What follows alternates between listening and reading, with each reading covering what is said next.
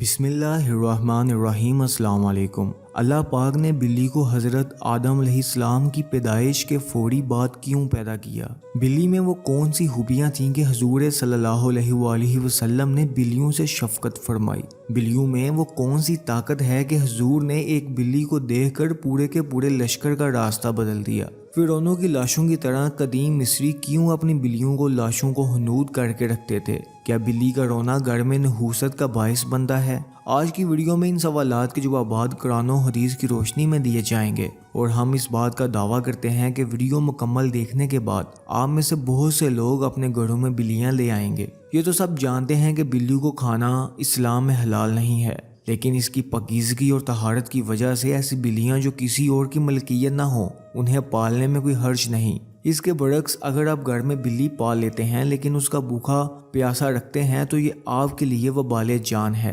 حضور پاک صلی اللہ علیہ وآلہ وسلم کی ایک مشہور و معروف حدیث ہے کہ میں نے ایک ایسی عورت کو جہنم میں دردناک عذاب میں دیکھا ہے کہ جس نے بلی کو اس حالت میں گھر میں قید کر کے باندھ دیا کہ وہ بھوکی پیاسی رہی، جس سے بلی تڑپ تڑپ کر مر گئی۔ یعنی بلی کو اس طرح گھر میں رکھنا کہ اس کو کچھ کھانے پینے کو نہ دینا اور نہ ہی وہ خود کچھ کھا بھی سکے، تو ایسے شخص کا ٹھکانہ نہ صرف جہنم ہی ہوگا۔ کہ آپ نے کبھی بلی کے عجیب و غریب طرز عمل کو دیکھا ہے؟ یہ ایک انتہائی چلاک اور ذہین جانور ہے۔ بلیوں کے متعلق وہ باتیں جو ہمیں حضرت محمد نے بتائی ہیں اور آپ صلی اللہ علیہ وآلہ وسلم کی کئی باتیں اتنی دلچسپ ہیں کہ سائنسدان ان باتوں کی بنا پر بلیوں میں نئی اور حیرت انگیز خصوصیات کو ڈھونڈ پائے ہیں۔ آج کے دور میں سامنے آنے والی یہ باتیں آج سے 1400 سال پہلے آپ نے بتائیں اور جنہیں آج سائنس درست ثابت کر رہی ہے۔ ایک دفعہ حضور صلی اللہ علیہ وآلہ وسلم کے لشکر کے ساتھ جنگ کے لیے جا رہے تھے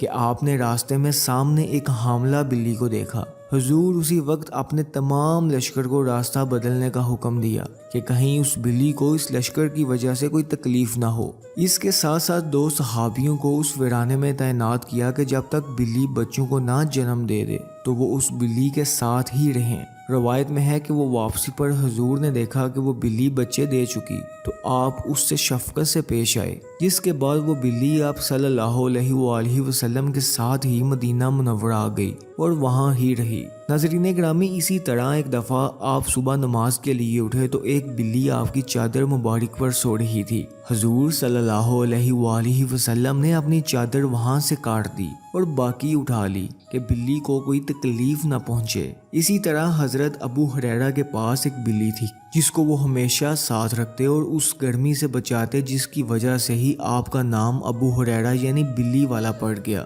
حضرت محمد صلی اللہ علیہ وآلہ وسلم نے فرمایا کہ ایک عورت کو اس لیے جہنم سے بچا لیا گیا کیونکہ اس نے ایک پیاسی بلی کو پانی پلایا تھا۔ اسی طرح حدیث پاک سے یہ بات ثابت ہے کہ اگر بلی کسی کھانے میں منہ مار جائے تو وہ کھانا ناپاک نہیں ہوتا۔ حدیث مبارکہ میں ہے کہ ایک عورت نے حضرت عائشہ رضی اللہ تعالی عنہا کو کھانا بیچا تو وہ نماز پڑھ رہی تھیں۔ اس عورت نے کھانا وہیں رکھ دیا تو بلی آئی اور آ کے اس میں سے کھا گئی۔ حضرت عائشہ نے نماز کے بعد اسی جگہ سے کھانا کھایا جہاں سے بلی نے کھایا تھا اور فرمایا، بلا شبہ رسول کریم صلی اللہ علیہ وآلہ وسلم کا فرمان ہے کہ یہ بلی پلید اور نجس نہیں بلکہ یہ تو تم پر آنے جانے والیاں ہیں۔ حضرت عائشہ بیان کرتی ہیں، میں نے رسول کریم صلی اللہ علیہ وآلہ وسلم کو بلی کے بچے ہوئے پانی سے وضو کرتے ہوئے دیکھا ہے۔ دوستو، جہاں تک گھر میں بلی پالنے کا سوال ہے تو فقہا کا کہنا ہے گھر میں بلی پالی جا سکتی ہے۔ ایسا کرنے میں کوئی حرج نہیں کیونکہ بلی نہ ہی موذی جانور ہے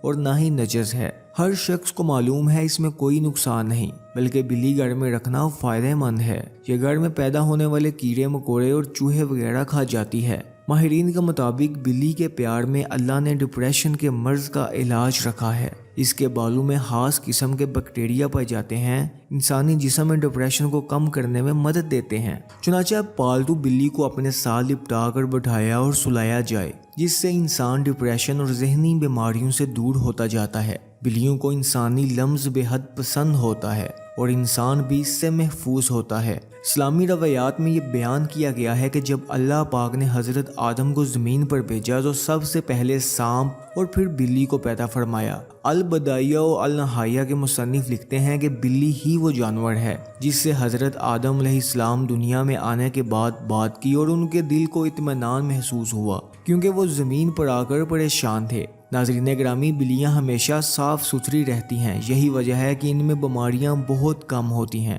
اسلام میں بلی کی بہت اہمیت بیان ہوتی ہے، لیکن صرف اسلام ہی میں نہیں بلکہ قدیم مصر میں بھی بلی کو اہمیت حاصل تھی، یہاں تک کہ اس دور میں کسی بلی کو تکلیف دینا یا قتل کرنا ایک انسان کے قتل سے بڑی سزا سمجھی جاتی تھی، کیونکہ قدیم مصریوں کا یہ ماننا تھا کہ بلی ایک انسان سے زیادہ رتبے والی مخلوق ہے۔ یہی وجہ تھی کہ اس دور میں کوئی بلی مر جاتی تو اسے بھی فرعونوں کی طرح حنوط کیا جاتا تھا۔ ماہرین کے مطابق بلیوں کی اوسط عمر 13 سے 17 سال ہوتی ہے، مگر اکثر بلیاں 20 سال کی عمر تک پہنچ جاتی ہیں۔